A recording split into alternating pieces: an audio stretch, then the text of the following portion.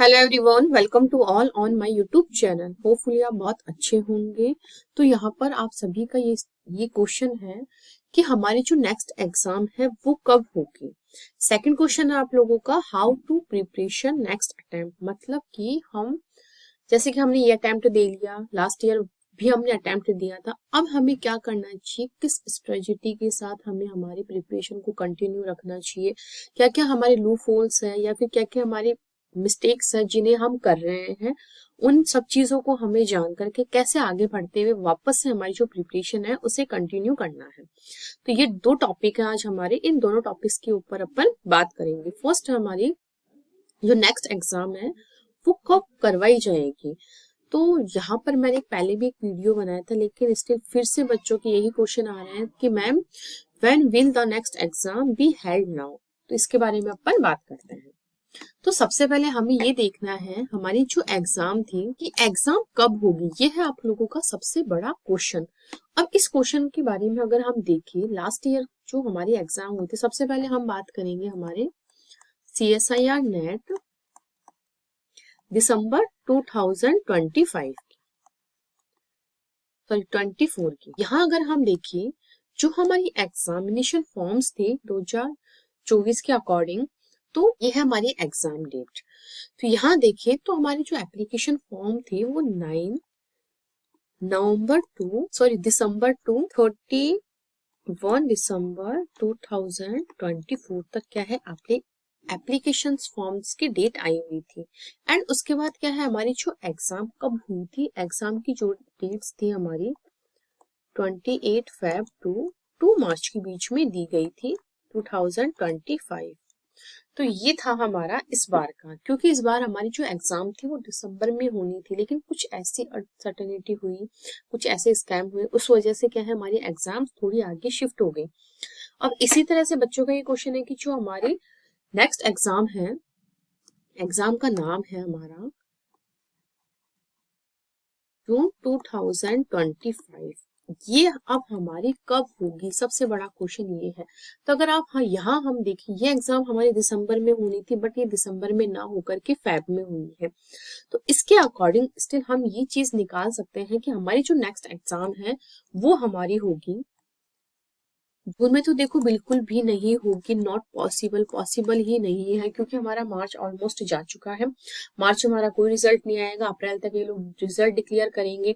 Result declare करते ही ये लोग वापस से मई में ही फॉर्म निकाल दें एंड जून में ही आपकी जून या में भी अगर एग्जाम करवाए तो ऐसा बिल्कुल पॉसिबल नहीं, इनके पास टाइम ही नहीं हो। तो जून में तो ये क्या है बिल्कुल भी अपनी एग्जाम नहीं करवाएंगे। तो फिर क्वेश्चन है कि ये लोग कब करवाएंगे, सबसे बड़ा क्वेश्चन ये है कब करवाएंगे। अगर ये करवाएंगे आपके एग्जाम तो आपका ये जाएगा जुलाई टू अगस्त।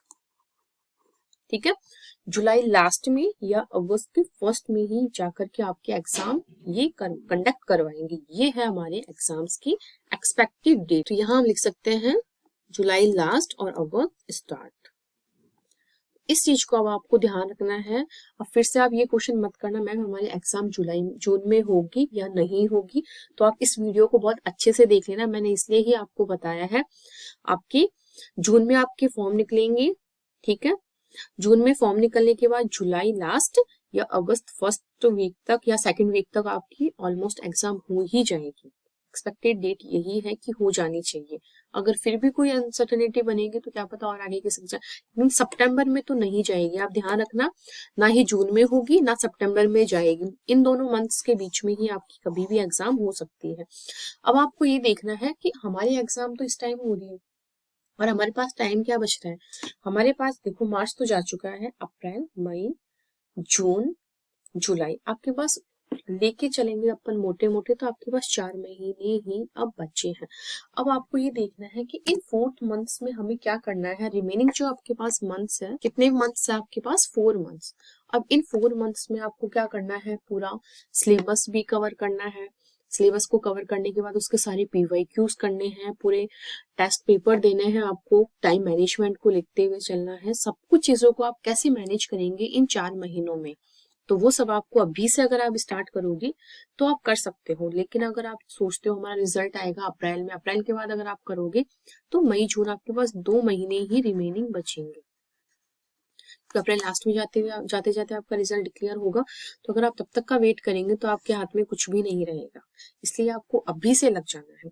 अब सेकंड क्वेश्चन बच्चों का ये है कि हमने 2 बार एग्जाम दे लिया, 3 बार दे लिया, 4 बार देख लिया, बट हमारा जो नेट है, हमारा CSIR नेट लाइफ साइंस, ये हमारा क्लियर नहीं हो रहा है। तो ये कैसे क्लियर नहीं हो रहा है? सबसे पहले आपको क्या करना है, आपकी जो मिस्टेक्स है उनको देखना है। मिस्टेक्स जो है, आप जैसे कि कोई भी आपने यूनिट अपने टारगेट करी, उसको पढ़ा, जैसे कि आपने इकोलॉजी पढ़ी, ठीक है, इकोलॉजी पढ़ने के बाद पूरी उसके जो PYQs है आपको पूरे उनको करना है। इस तरह से आपको अपनी प्रिपरेशन करनी है। और उसके अंदर जो आपको लग रहा है कि ये मेरी मिस्टेक चल रही है, तो उसको आपको क्या करना है, उस मिस्टेक को अवॉइड करना, मिस्टेक्स को क्या करना है, आपको अवॉइड करते हुए चलना है। क्योंकि सेम मिस्टेक्स को अगर आप बार बार रिपीट करेंगे तो आप कभी भी अपने उस चीज, अपना जो टारगेट है आपका, वहां तक आप नहीं पहुंच पाओगे। ठीक है, फिर आपको ये देखना है कि कौन सी चीज जो है वो रिपीटेड मैनर में, क्या है, वो यूनिट्स के कुछ टॉपिक्स होते हैं वो रिपीटेड मैनर में हमेशा पूछे जाते हैं। ठीक है, जैसे कि आप हम देख ले, जो सेल बायोलॉजी है आपकी, उसमें सेल मेम्ब्रेन जो टॉपिक है उससे हर साल क्वेश्चन आते हैं। तो अब आपको वो जो टॉपिक है उस टॉपिक को कभी भी स्किप नहीं करना है। इंपॉर्टेंट टॉपिक्स को भी आपको हमेशा कवर करते हुए चलना है। ऐसे नहीं टॉपिक्स हमने बहुत अच्छे से पढ़ लिया, नो, उसके बाद आपको उसके PYQs भी करने हैं। समझ रहे हैं आप लोग? उसके बाद क्या है, आपको उसके PYQs करने हैं, पूरे टॉपिक को अच्छे से क्लियर करना है। हद तक आप के क्वेश्चंस आते हैं उस हद तक आपको सारे अपने PYQ सॉल्व करना है और उस लेवल तक आपको उस टॉपिक को प्रिपेयर करना है। तो ये जो मिस्टेक्स है आपको उसको देखते हुए वापस से अपनी प्रिपरेशन स्टार्ट करनी है। मिस्टेक्स जो है आपको आपकी खुद को पता होती है।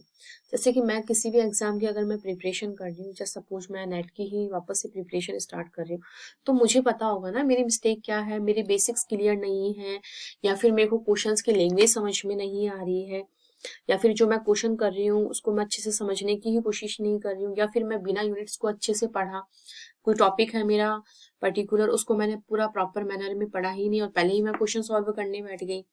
तो ये सारी चीजें क्या हमको पर्टिकुलर बच्चे को पता होती है कि हम क्या कर रहे हैं, क्योंकि मैं नहीं बता सकती हूँ आपको कि आपकी सब बच्चों की पर्टिकुलर क्या प्रॉब्लम चल रही है, कि मैं मेरा बता सकती हूँ क्योंकि मुझे पता है ना मैं क्या कर रही हूँ अपने लिए। वो सब चीजें आपको पता है कि आप एक यूनिट को कितनी ईमानदारी से, कितनी मेहनत के साथ आप रेडी कर रहे हैं, वो चीज आपको पता है। कोई भी टीचर आपको ये चीज नहीं बता पाएगा कि आपका जो माइंड है किस चीज को कितने लेवल तक कैच कर सकता है। जैसे कि क्लास होती है हमारे, उसमें हर टाइप के स्टूडेंट्स होते हैं, एवरेज, वीक एंड बहुत टॉप मोस्ट बच्चे भी होते हैं। तो टीचर को तो वहाँ सारे बच्चों को हम विजुअली देखते हैं, तो उन हमें पता रहता है, उनके हम टाइम टू टाइम उनका टेस्ट वगैरह लेते रहते हैं, तो हमें पता होता है ये बच्चा इंटेलिजेंट है, ये थोड़ा एवरेज है, ये वीक है, तो वहां हमें पता होता है। लेकिन यहाँ पर क्या है, ये सब चीजें ऑनलाइन प्लेटफॉर्म है। आप अगर प्रिपरेशन भी कर रहे हो तो मैं ये मान के चलती हूँ आप सब लोग ऑनलाइन ही कर रहे हैं, ऑफलाइन बहुत रेयर बच्चे हैं यहाँ पर। तो वहां हम टीचर्स को नहीं पता लगता है कि बच्चे की क्या मिस्टेक्स चल रही है। तो मिस्टेक्स आपको खुद को अपनी पहचाननी है, उसके बाद आपको वापस से नए सिरे से आपकी प्रिपरेशन स्टार्ट करनी है। बिल्कुल भी आपको होपलेस नहीं होना है कि हमने 4 अटेम्प्ट दे लिए, हमने 5 दे लिया तो भी नहीं हो रहा। इसका मतलब ये है कि आपको कहीं ना कहीं आप कुछ मिस्टेक्स कर रहे हो, उन मिस्टेक्स को पकड़ो और उसी के ऊपर आप अपना काम करो स्टार्ट। क्योंकि ऐसे तो है नहीं कि आपने 5 अटेम्प्ट अगर दिए हैं तो बिना पढ़ाई करे आपको कुछ भी नहीं आता, वो चीज तो आपके पास है ही नहीं। आपका बेसिक्स हिला हुआ है, या क्वेश्चन को अंडरस्टैंड करने में प्रॉब्लम है, उसकी लैंग्वेज को समझने में प्रॉब्लम है, क्या आपको प्रॉब्लम आ रही है, उस प्रॉब्लम को पहचानो और उसी के ऊपर आप वर्क करो। क्योंकि अभी भी आपके पास 4 महीने हैं, प्रॉपर आप यूनिट का रिवीजन करो, फिर उसकी PYQs करो, नहीं समझ में आए गूगल करके हिंदी में देखो, क्योंकि हिंदी वैसे टफ लगती है थोड़ी सी हमारी जो क्वेश्चन है इनका, तो उनको समझने की कोशिश करो कि ग्रामेटिकली जो प्रॉब्लम्स है उन्हें दूर करो। और रही बात बेसिक्स की, मैं बेसिक्स के ऊपर भी आपके ऊपर एक वीडियो लेके आऊंगी कि आपको यही करना है ठीक है। अब आपको जो कुछ बच्चे एमएससी में हैं और वो नेट की प्रिपरेशन कर रहे हैं या फिर एमएससी कर चुके हैं फिर भी नेट की प्रिपरेशन कर रहे हैं, तो उनके क्या है जो बेसिक्स है उनके लिए वो क्या करे, अलग से कोई बुक पढ़े या फिर कुछ और करे। तो उसके लिए भी क्या है मैं एक स्ट्रेटेजी आप लोगों के लिए लिख के आऊंगी, तो आपको उसको फॉलो करना। उसमें क्या है मैं बहुत अच्छे से बताऊंगी कि आपको अपने प्रिपरेशन के साथ साथ आप अपने बेसिक्स कैसे क्लियर कर सकते हैं, ऐसा क्या हमें करना चाहिए, उस सब के ऊपर भी मैं आपके लिए एक वीडियो लेके आऊंगी। और इम्पोर्टेंट बुक्स का भी मैं बहुत जल्द आपके लिए एक वीडियो अवेलेबल करवाऊंगी। होपफुली आपको ये सारी इन्फॉर्मेशन समझ में आई होगी। अगर आपको कोई डाउट है तो आप मुझे कमेंट बॉक्स में कमेंट करके भी पूछ सकते हैं।